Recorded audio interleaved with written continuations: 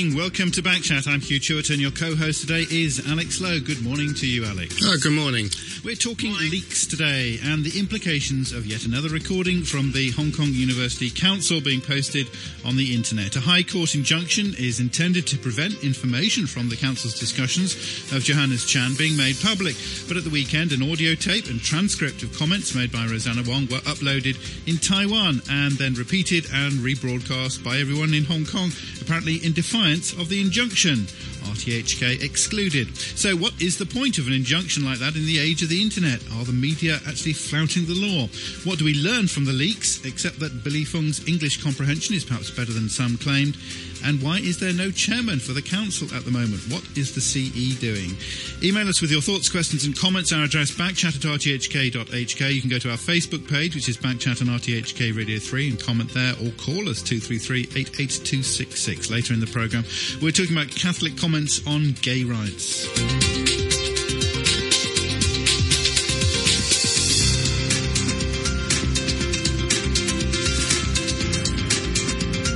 Joining us for our first discussion, we have Tom Grundy, Editor-in-Chief of the Hong Kong Free Press, Charles Mock, who's a legislator who represents the IT Functional Constituency, and Eric Chung, Principal Law Lecturer in the Faculty of Law at the University of Hong Kong. Eric Chung, maybe we'll start with you. Good morning. Thank you very much indeed for joining us today. What do you make of this leak of information? First of all, does this amount to everybody in Hong Kong ignoring the High Court injunction? I don't think you should say ignoring the High Court injunction, but rather it is actually a term of the injunction that once the leaked information is in the public domain, whether in Hong Kong or overseas, then the injunction order would no longer have effect to prohibit any third party from further disclosing or discussing it within Hong Kong. Well, actually, of the injunction order. Okay, what it says is that if it comes into the public domain other than as a result of the breach of this order or as a breach of confidence or privacy, so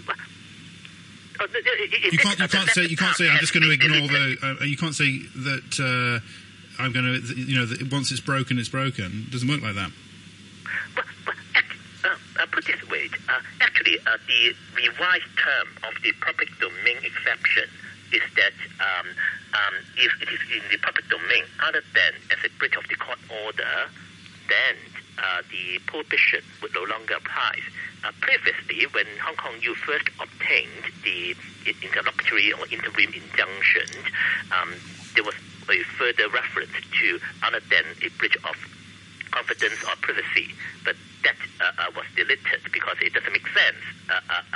So put this way, the effect now is that because the injunction order does not ban any disclosure overseas, so the disclosure overseas by a third party would not amount to any breach of the injunction order. So once that is done and is in public domain, then the terms of injunction make it clear that any third party in Hong Kong would no longer be prohibited from further disclosure. So there was no breach because it was released in Taiwan? Yes, unless... the leak was perfectly illegitimate then. Well, unless there's evidence that the leak was done by someone who was injuncted as one of the defendants, because the injunction order made clear that if you are the defendant served with the order, and if you sort of, even if you post it overseas, etc., you are still subject to that injunction. But there's a distinction between the defendant and any third party, in particular the media. As far as media is concerned, or the general public is concerned, this public domain course will benefit them. But this argument, so it seems to concern mostly lawyers and professionals, because all the media in Hong Kong, bar RTHK, have effectively published the leak. In our profession, the idea is to push the publication as far as possible, raising the risks of retaliation. Okay, to be fair, Alex, the South China Morning Post were very wary, because I was watching it during the day and it was quite interesting.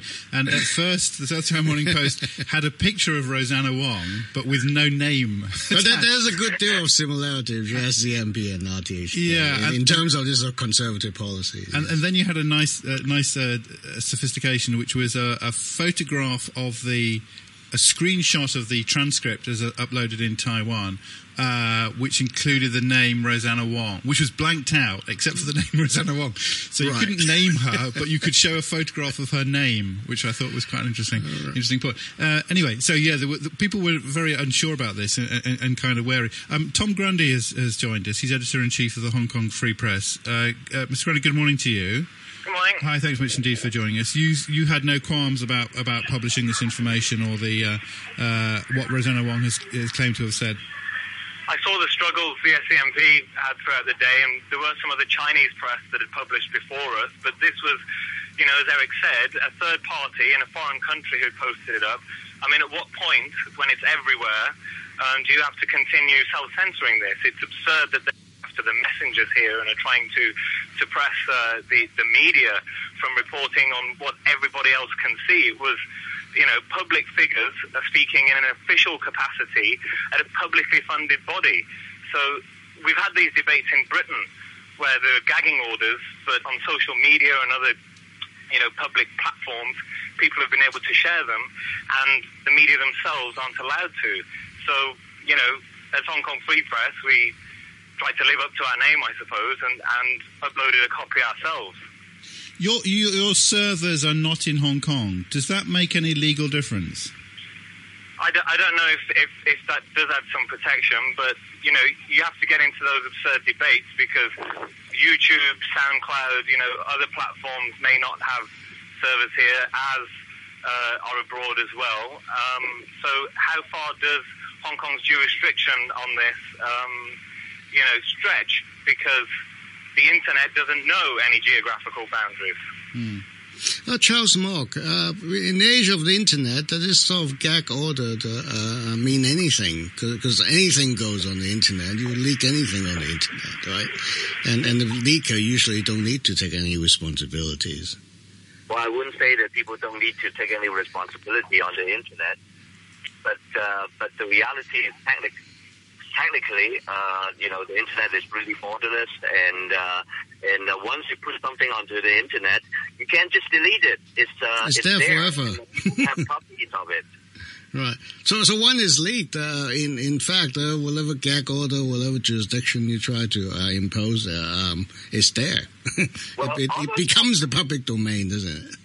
In a sense, yes, actually, because putting the legal arguments aside and so on, technically, once you put something onto the internet in this day and age, unlike in an older age without the network, once you put something out, the circulation is still relatively limited. And if you stop publishing it, or you burn the copies that you printed and whatever, there's still a way that you could argue that you can limit the circulation. But the internet's nature is very different because it's store and forward.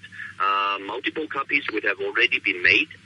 Even if you delete the original posting, it doesn't mean much. So in a way, technology really challenged a lot of these legal ways of doing things and legal interpretation as to, in this particular instance with the gag order or the injunction or even many other laws, in relating to privacy, copyright, and so on. Is there to be no privacy then? Are we just to throw up our hands and say, oh, well, that's the internet, we can't do anything? The privacy in this day and age is different. I wouldn't say there's no privacy, but it's not very different from the days before we had the internet. Do we need to reform the law? Because gag order, as Tom says, it doesn't seem to make much sense. The mainstream media can't publish it, but it's all over the social media. So do we need to revamp our existing law? Maybe gag orders need to be redefined. You're playing internet whack-a-mole because it's taken down on YouTube. It reappeared on a local porn site, and now on a foreign Taiwanese forum. So you can't win, and often by going after it, you have the Streisand effect, and you're just drawing attention to the thing you're trying to get rid of. Explain what the Streisand effect is for people who don't know. I think it was actually Barbara Streisand who was trying to get images removed of her own home from the internet, and by doing so caused, thousands of people to post up those very photos. So, once it's out, and by drawing attention to it, you can worsen it. Eric Chung, does that mean that we should abandon that law, that we should just throw up our hands and say, oh, we can't do it, it's too difficult? I think one must be careful not to go to an extreme. I agree with Charles that the advance of technology has posed a challenge to us and also to the operation of the law. But it doesn't go that far to say that there's no protection of privacy or there's no use at all in respect of getting order, because at least at this stage, the court still draw a distinction between the general public and those who are acting in breach of privacy or breach of confidence. For example, just look at the current injunction order. As I mentioned before, the defendant named in the order, they are still bound by the getting order. And if there's evidence that a person, for example, if there is any council member who, after knowing of this injunction order, still tried to do things directly or indirectly to cause it to be posted elsewhere, that person can still be cited for contempt of court. But of course, indeed, this problem existed even many years ago, because it's not just about technology. It's just about the reach of the local court, the limitation that it can't reach overseas. Because remember, in the Spycatcher case many years ago, that thing happened because originally there was a getting order injunction order in England, and then the one tried to publish in Australia. Then try to sort injunction order in Australia, then try to then go to the States, and then the States ignore any application for injunction, and so the book could be freely published in the States. And then once that was in public domain, then of course the English court need to respond to that situation, and indeed one of the court judges made clear that when we consider whether we continue the injunction order against the particular media in England, we didn't want to make our law as an S, because there's really no point to further prohibit the English media from publishing. Otherwise, that you would simply degrade their own citizens, because people can enjoy this book in the States and elsewhere, but you just prohibit your own citizens from reading it in your own country. So I think the law needs to respond to reality, but it doesn't go that far to say that we simply abandon the law, because even in a Spycatcher case, the court made clear that how should the law be changed or reformed to bring it into the 21st century? Well, I think we need international cooperation, because it's just that you change your own law, okay? Because you can't dictate what other countries do. So that would be quite difficult. You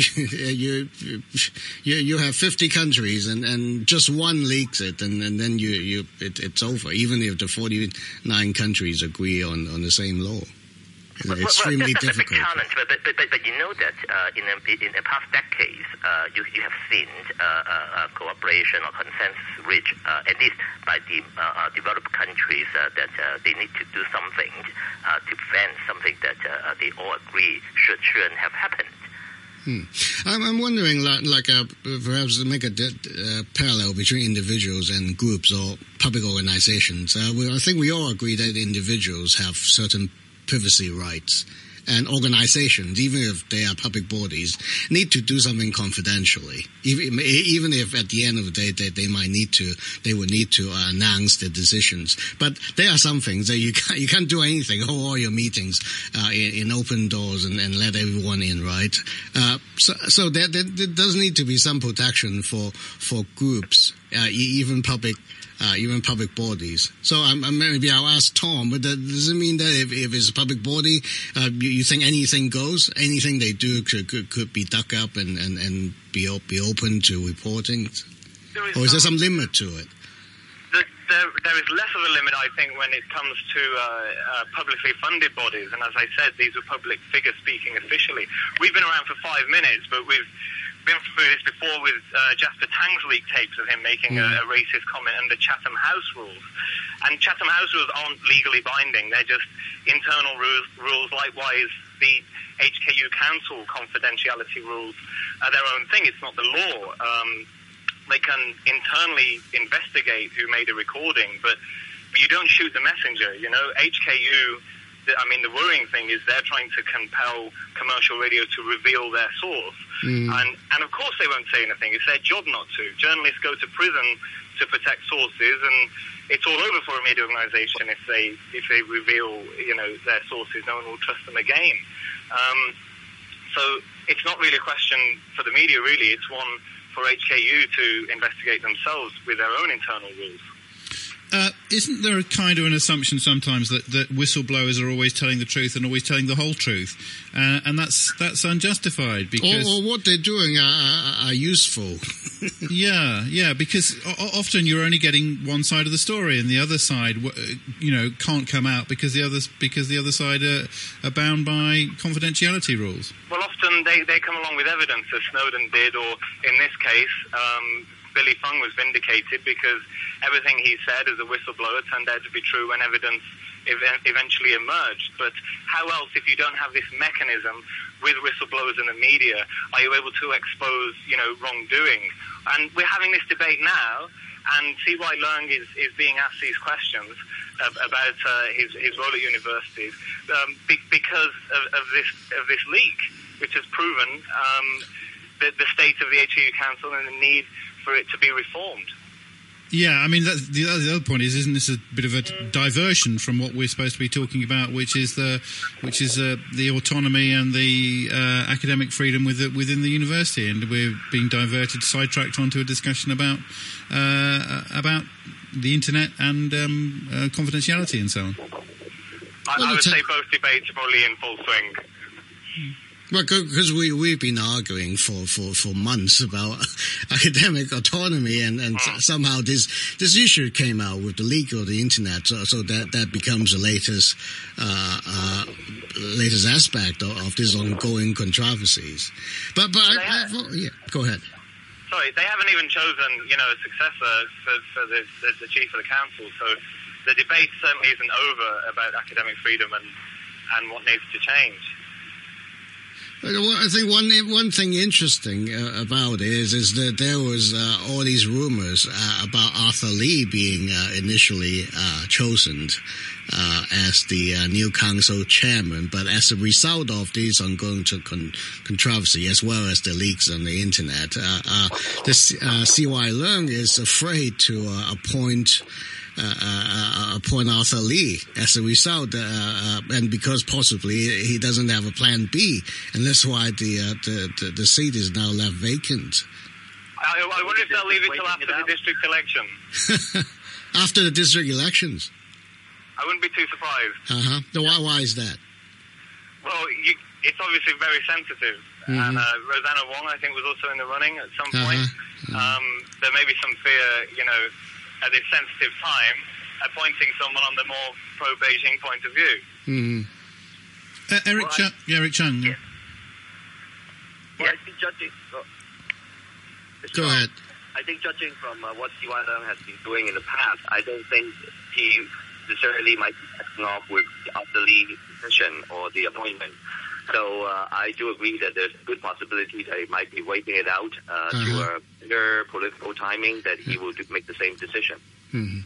One thing that puzzles me a bit about this whole controversy is, the argument is about academic freedom and institutional autonomy. But I'm just wondering, in fact, all these debates have no real concrete effects on the students at HKU, on their daily studies, on what they do. It is basically pretty abstract. If you ask me, I've studied at 3 universities, and I can't name the president or vice chancellor at the time at those universities at the time I was there, because what they do had no impact on me. So I'm wondering why the students. I can understand students' riots in London because they want to raise their tuition fees, whereas here they're fighting for extremely abstract ideals. That might be true in a sense, but on the other hand, I do think that it really depends on what's happening at the time. I think we're at a very different and difficult time right now for Hong Kong.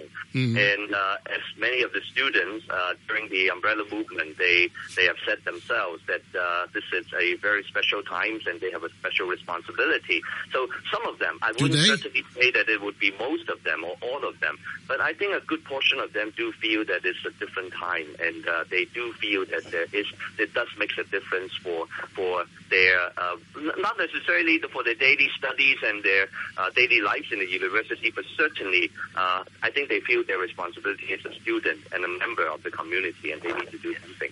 I tend to agree. I mean, Eric Chung, Eric Chung? Yes.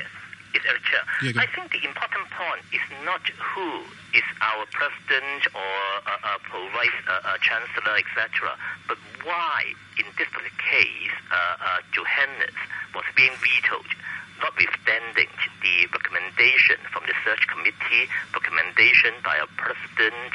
So that broke the convention, and I agree with you that it's quite unfortunate that currently people's attention seems to be diverted from the discussion on academic autonomy to that of the leakage itself. But if we go back to what has been happening, I would say that it's quite depressing to see things that have happened during the last year or so at Hong Kong U. And as far as students are concerned, their interests are indeed affected, because if we can no longer maintain our academic freedom and autonomy, at the end of the day, they will suffer. But the thing is that the recruitment, it's just a recruitment committee.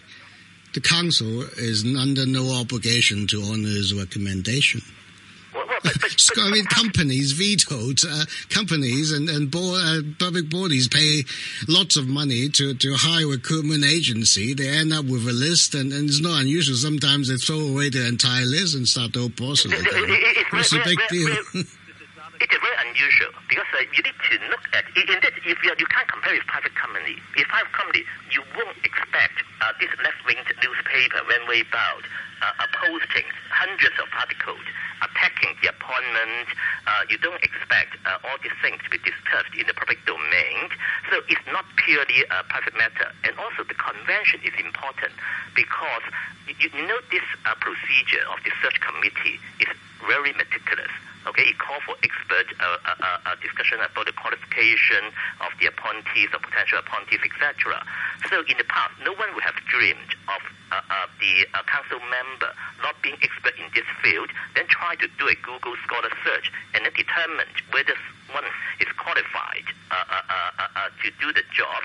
And one would not expect that there's no condition prescribed in the recruitment exercise that one must have a doctorate degree, and then some council member then tend to focus on this criteria. So this all breaking all the convention, and worse still, there's no explanation at all as to why council vetoed the recommendation by the search committee and also by our president. Well, but there is. We've been hearing it. We've been hearing what those arguments are, and the arguments are Billy Fung was right in that he seemed to be accurate. It seemed to bear out what he's saying. But the reasons no one said Xi Jinping doesn't want this. Xi Jinping doesn't want Johannes Chan. People gave a variety of reasons, and we've been hearing those variety of reasons. Well, they may be bad reasons, but they are the reasons given by council members who do have the power to voice an opinion and take a stance. It may be the wrong stance. Unfortunate thing, because in rule of law, we don't just talk about the power. The power needs to be exercised in a judicious way. So far, I haven't heard any official reasons coming from council. Actually, we haven't given any reason. The funny thing was, My neighbor is a retired chemistry professor at Hong Kong U, and we were talking about these issues. Actually, all these recommendations from a committee and council, they were quite new. These were quite systematic in the old days or before the handover. It was even done more haphazardly. Usually, the vice chancellor, if he or she decided to need some help, he just hired someone as the post vice chancellor or provost or whatever is going, created a deputy job, and then he would hide it. It was done very haphazardly. So actually, you can argue the conventions or the traditions in the past were actually even haphazard. Now, at least, there was some process and accountability. Am I right in saying, Eric Chung, that the vice chancellor was on the search committee? That's right? Yes. Yeah. Yes, he's actually leading a search committee. Yeah. And so, and to me, so far, I haven't seen any accountability from the Hong Kong U Council. Indeed, it's in breach of this code of conduct to be transparent and accountable. One can't imagine that after decision has been made, so far no official reasons have been given for their decision. I mean, in a sense, it's surprising that the vice chancellor is staying in his job. You might, with a rebuff like that. Indeed, he's facing a very tough environment, and indeed, I don't know whether he can still continue staying in his job for long. Well, good luck finding a replacement for him. Okay, we're going to continue the discussion. Mark Simon, also from Next Media, will be joining us after the news at 9 o'clock, and Tom Grundy staying with us. We say goodbye for the moment to Charles Mock. Thank you very much indeed. Legislator represents the IT functional constituency, and Eric Chung, who's a principal law lecturer in the Faculty of Law.